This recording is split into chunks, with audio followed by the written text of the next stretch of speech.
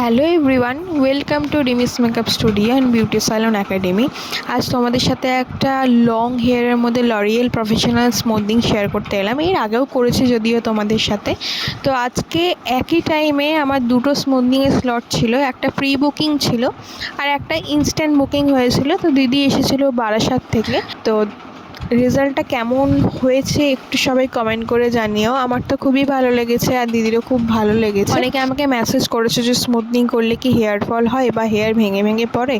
একদমই না, হেয়ার দেখে হেয়ারের হিস্ট্রি জেনে তারপরেই আমরা স্মুথনিং করি বা কোনো হেয়ার ট্রিটমেন্ট সাজেস্ট করি। স্মুথনিংটা এমন প্রসেসে করি যাতে হেয়ারটা ড্যামেজ না হয়, যতটা পসিবল হেলদি রাখার চেষ্টা করি। তোমরা যারা ভাবছো স্মুথনিং করাবে, ঝটপট তোমাদের স্লটটা বুক করে নাও।